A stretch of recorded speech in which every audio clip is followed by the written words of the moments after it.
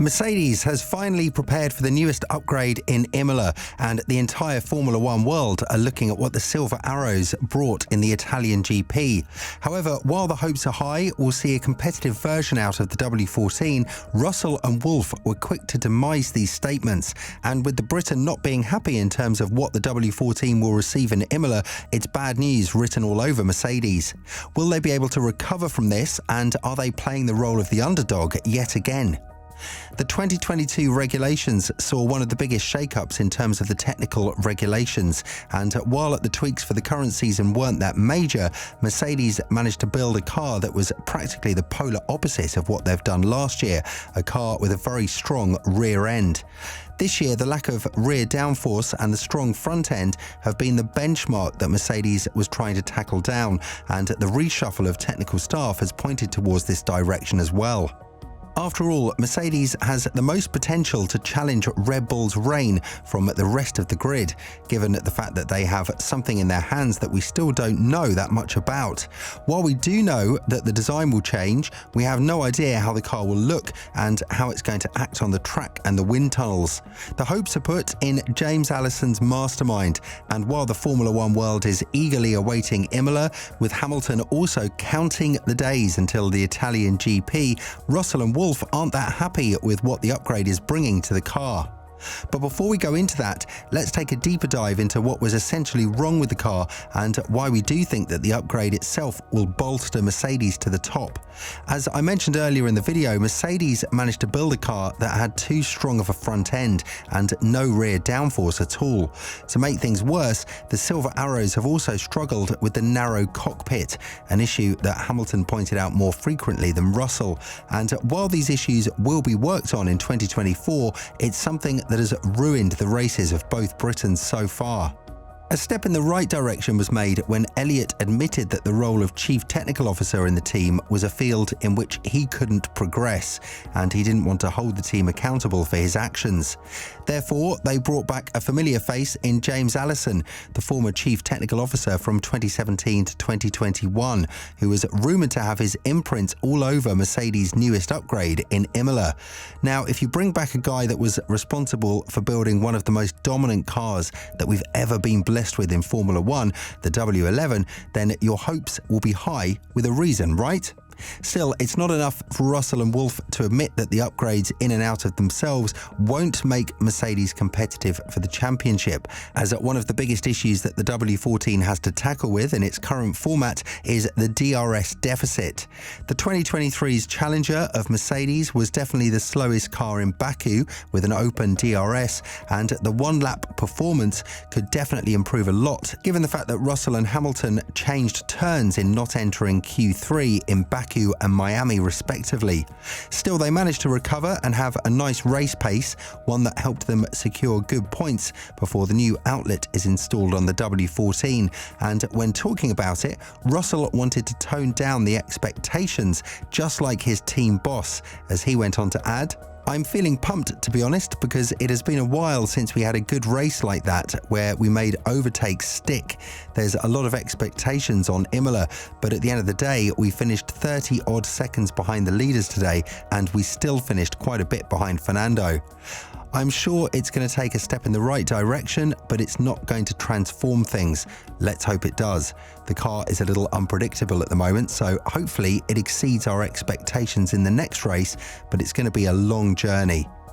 Now, why does Mercedes play down the expectations of the upgrade when they've been waiting for it ever since they laid their tyres in Bahrain?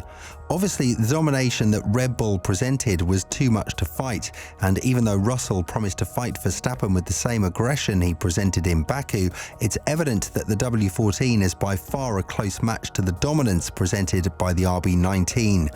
As of now, the race weekends are divided into two parts. The first one is letting both Red Bulls be ahead, and the third one is potentially fighting for the lowest place on the podium and maybe some strong points from drivers that are hoping to have a great day at a particular race weekend. This is by far the worst thing that can happen to the sport, and Mercedes' recent reassessment of the upgrades has only made matters worse. It doesn't seem like they are expecting a massive bolster in the performance, and that has killed the expectations of the fans that we're going to see a competitive season ahead of us. Just 5 races in, and it seems like the monotonous show that has been presented by Red Bull will continue to be the reality of the sport. And after Liberty Media had tried everything they could in order to stop these things from happening after exiting a 7-year domination by Mercedes, so far it's not working. Wolff went on to explain the situation around the new upgrade in Imola and why he expects that the W14 won't be that good as everyone else expects, and his words do make a lot of sense in terms of applying a brand new technology and aspects on a troublesome car. While adding that the upgrade in and out of itself will help Mercedes understand why the car is so poisonous to drive, Wolff also denied Hamilton's request that he will receive a boost of half a second per lap with the new design, something that Mercedes desperately needs in order to fight the fierce bulls ahead of them. When talking about this, the Austrian team principal said, "We need to manage our own expectations because we're bringing an update package that's going to consist of new suspension parts, bodywork, and some other things.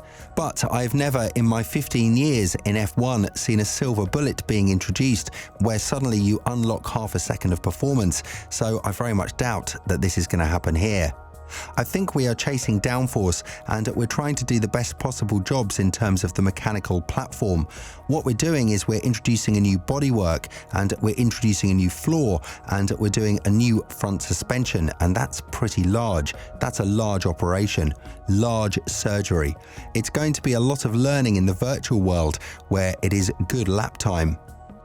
Now, while this translates into bad news not only for Mercedes but the entire grid in terms of us experiencing a competitive season, it's definitely the step in the right direction, because if everything continues as it is and Verstappen and Perez are 40 seconds clear of the third place driver, the season could end as early as in Zandvoort.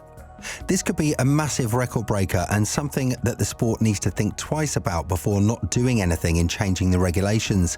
And while it would be unfair to Red Bull, it's the only thing that can be done right now to make the sport interesting and competitive again.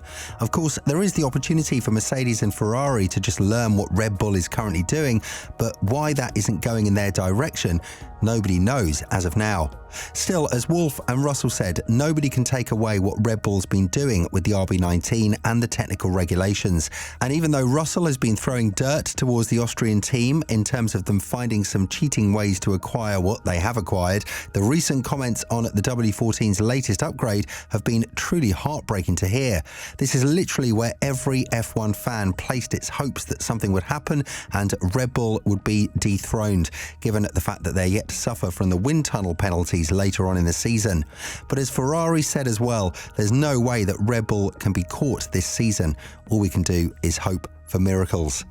Miracle is definitely what Mercedes can pull from Imola onwards, and if they manage to utilise the new design in the aerodynamic facilities, then it would be the best thing happening to them for the remainder of 2023. We're down for it, and I expect to see at least one Briton on the podium in Imola.